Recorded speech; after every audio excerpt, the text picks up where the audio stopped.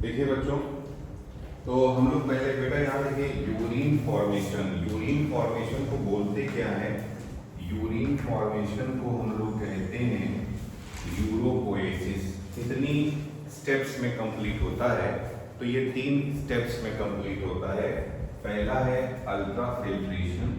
Ultra filtration को ही हम लोग ग्लोमेरुलर फिल्ट्रेशन भी कहते हैं। दूसरा है सेलेक्टिव रीएब्जॉर्प्शन और तीसरा है ट्यूबुलर सेक्रीशन। तो पहले तो ये याद करना है हम लोग को कि ये जो आपका यूरिन फॉर्मेशन या यूरोपोएसिस है, ये कितनी स्टेप्स में कंप्लीट होता है? तो नंबर 1 अल्ट्रा फिल्ट्रेशन, इसी का दूसरा नाम क्या होता है बेटा? Glomerular filtration. दूसरा क्या है आपका? सेलेक्टिव रीएब्जॉर्प्शन और तीसरा क्या है? Tubular secretion. ठीक है, ध्यान रखिएगा। तो अल्ट्रा फिल्ट्रेशन सबसे पहले तो बेटा ये काफी प्रेशर से फिल्ट्रेशन होता है। फिल्ट्रेशन इसका प्रेशर के थ्रू किया जाएगा, इसीलिए इसका नाम हम लोग अल्ट्रा फिल्ट्रेशन रख देते हैं। ठीक है, देखो कल मैंने आपको बताया था बेटा, ऐसा होता है ना, पहले किडनी में एक आर्टरी आती है जो ब्लड लेके आती है, जो ऑक्सीजनेटेड ब्लड लेके आती है, इसे रीनल आर्टरी बोलते हैं। समझे? रीनल आर्टरी आगे चल करके कई सारी कैपिलरीज या आर्टीरियोल में डिवाइड होती है। उन्हीं में से जो आर्टीरियोल है ये बनाती है एफरेंट आर्टीरियोल। ठीक है, फिर ये आ गई, देखिए यहाँ पे एक कैपिलरी का नेटवर्क मिलेगा।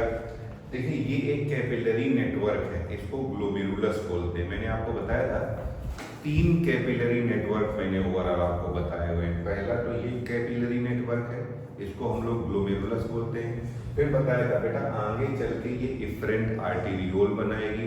इफरेंट आर्टीरियोल पीसीटी और डीसीटी के चारों ओर भी कैपिलरी का एक नेटवर्क बनाती है, जिसे पेरिट्यूबुलर कैपिलरी नेटवर्क बोलते हैं। तो पहला कैपिलरी नेटवर्क ग्लोमेरुलस हो गया, दूसरा capillary network peritubular capillary network. और कल मैंने आपको बताया था नेफ्रॉन 2 तरीके के होते हैं। एक तो जिनका ज्यादातर पार्ट कॉर्टेक्स में होता है, इन्हें कॉर्टिकल नेफ्रॉन कहते हैं, और दूसरे जक्स्टा मेडुलरी नेफ्रॉन। इनमें से इनका women capsule, glomerulus, PCT, DCT ये कॉर्टेक्स और मेड्यूला के जंक्शन पे थे, जबकि लूप ऑफ हेनले का पूरा ज्यादातर पार्ट जो है मेड्यूला में था। प्लस इनका लूप ऑफ हेनले रिलेटिवली कुछ लॉन्ग भी पाया जाता है। ठीक है, दूसरा तो बताया था जो जक्स्टा मेड्यूलरी नेफ्रॉन होते हैं, यहाँ पर लूप ऑफ हेनले के चारों ओर भी कैपिलरी का नेटवर्क पाया जाता है, इसको हम लोग वासा रेक्टा कहते हैं। ध्यान रखिएगा। तो 3 कैपिलरी के नेटवर्क हो गए।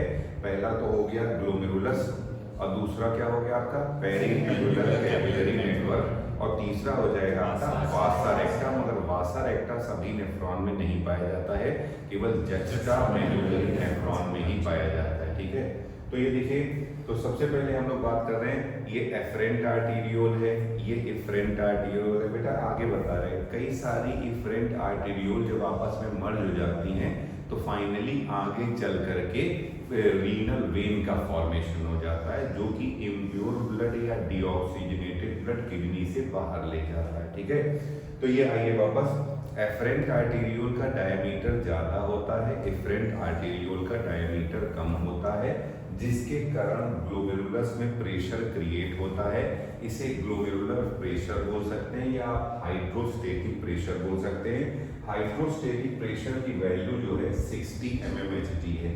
ये चाहता है, ये क्या करता है, ये फेवर करता है कि ये जो ब्लड है ना ये फिल्टर हो जाए। समझे? तो ये हाइड्रोस्टेटिक प्रेशर है, याद रखिएगा। अभी बताया मैंने आपको कि एफरेंट आर्टीरियोल का डायमीटर ज्यादा होता है, इफरेंट आर्टीरियोल का डायमीटर कम होता है, जिससे ग्लोमेरुलस में प्रेशर क्रिएट होता है। इसे हाइड्रोस्टेटिक प्रेशर कहते हैं। इसकी वैल्यू कितनी होती है आपकी? 60 mmHg होती है। ठीक है, ध्यान रखिएगा। तो ये क्या, ये फेवर करता है कि ब्लड फिल्टर हो जाए। फिर क्या सिर्फ और भी कोई कंपोनेंट होते हैं? हाँ, कुछ और फैक्टर्स हैं जो कि अनफेवर करते हैं, इसके अपोजिट एंटेगोनिस्टिक काम करते हैं, अपोजिट काम करते हैं। जैसे देखो बेटा, ये ब्लड में पाई जाती है प्रोटीन। ब्लड की प्रोटीन जो मेजर प्रोटीन है, इसे एल्बुमिन प्रोटीन बोलते हैं। ये रोक करके रखती है, ब्लड को अंदर ही रोक करके रखती है, BCOP मेंटेन करती है, blood colloidal osmotic pressure maintain करती है, समझे। तो ये ऐसे फिल्ट्रेशन के अपोजिट काम करता है, ध्यान रखिएगा। तो ये जो मेजर, तो ये ऑस्मोटिक प्रेशर, इसको मैं बता दे रहा हूँ, इसको एक्चुअली बोलते हैं हम लोग BCOP, blood colloidal osmotic pressure. Actually में देखिए इसका भी कॉन्सेप्ट मैं बता रहा हूँ। जो हम लोग की कैपिलरीज होती है ना, ये देखिए ये हमारी ये ब्लड, इसी का इसके बारे में बता रहे हैं, ये ऑस्मोटिक प्रेशर, या आप यहाँ पे लिख सकते हैं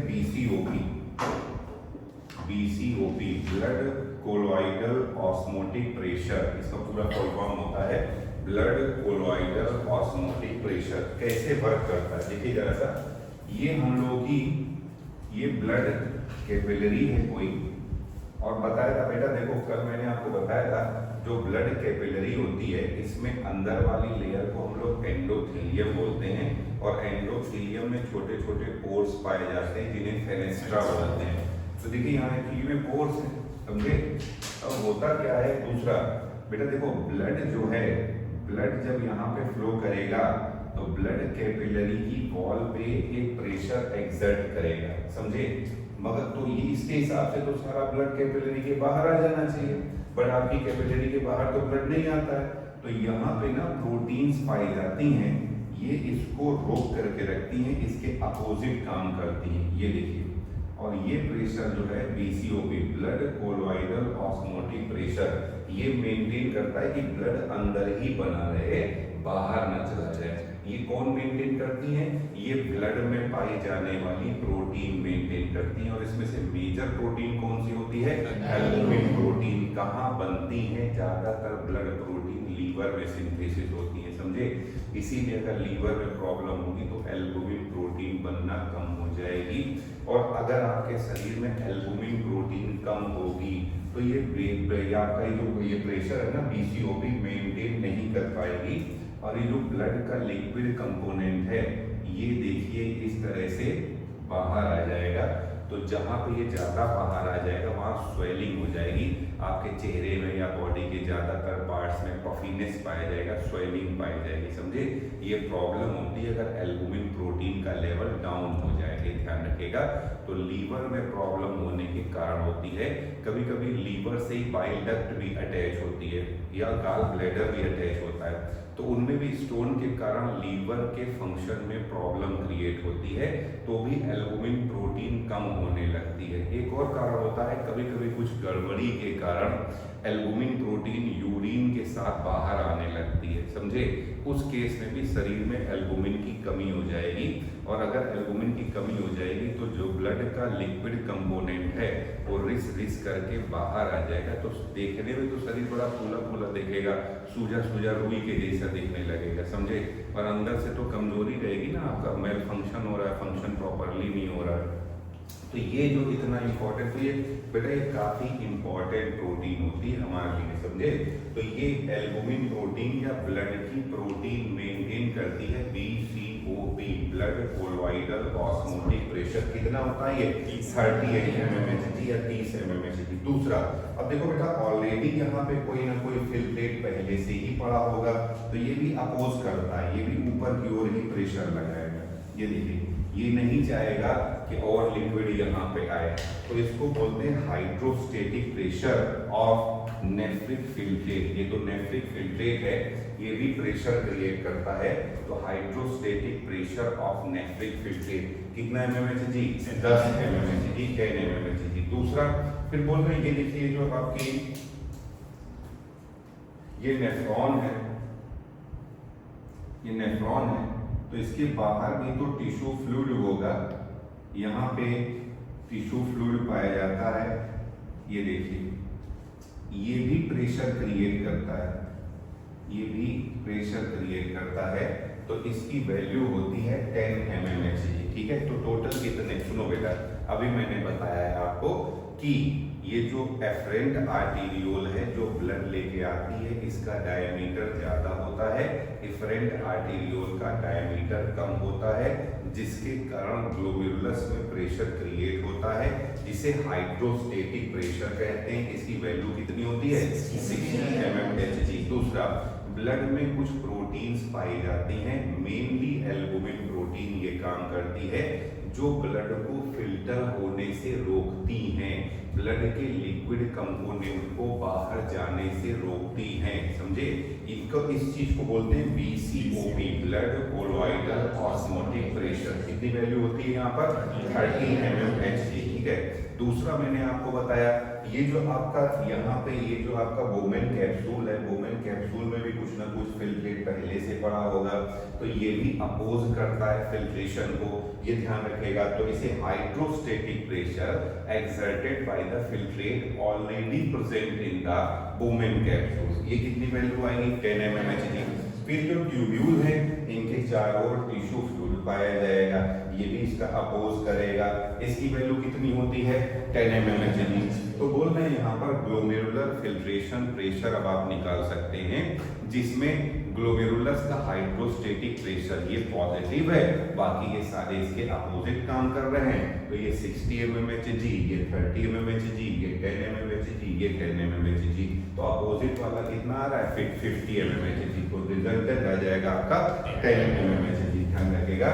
तो ये फिल्ट्रेशन हो जाएगा, इसी को GFP कहते हैं, ग्लोमेरुलर फिल्ट्रेशन प्रेशर। को ध्यान रखेगा, ग्लोमेरुलर फिल्ट्रेशन प्रेशर कितना आता है 10 mmHg आता है, क्योंकि ये फिल्ट्रेशन प्रेशर के कारण हो रहा है। तो यहाँ टर्म लगा देते हैं अल्ट्रा फिल्ट्रेशन।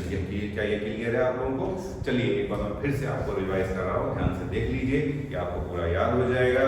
मैंने आपको क्या बताया कि बेटा जो ब्लड लेके आती है इसको क्या कहते हैं एफरेंट आर्टेरियोल, जो लेके जाती है इसको क्या कहते हैं एफरेंट आर्टेरियोल। किसका डायमीटर ज्यादा होता है, इससे ग्लोमेरुलस में प्रेशर क्रिएट होता है, इसको क्या कहते हैं हाइड्रोस्टेटिक प्रेशर। कितनी वैल्यू होती है इसकी 60 mmHg। ये चाहता है कि सब फिल्टर हो जाए, ये ब्लड के फिल्ट्रेशन को फेवर करता है। और कुछ प्रेशर इसके अपोजिट काम करते हैं, एंटेगोनिस्टिक काम करते हैं।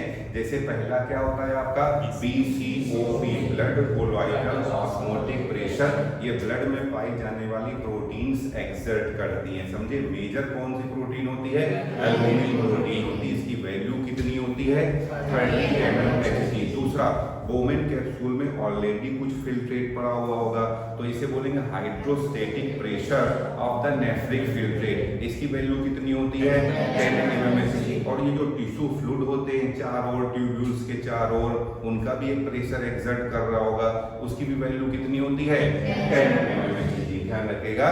तो जब आप रिजल्टेंट नेट प्रेशर निकालेंगे ग्लोमेरुलस में जो फिल्ट्रेशन को फेवर कर रहा है, तो आंसर से क्या बोलोगे ग्लोमेरुलर फिल्ट्रेशन प्रेशर। इसकी वैल्यू कितनी आ जाती है 10 mmHg आ जाती है। क्यों इस प्रोसेस को अल्ट्रा फिल्ट्रेशन कहते हैं, क्योंकि फिल्ट्रेशन प्रेशर के कारण हो रहा है, इसीलिए इसको हम लोग अल्ट्रा फिल्ट्रेशन कहते हैं, ठीक है। चलिए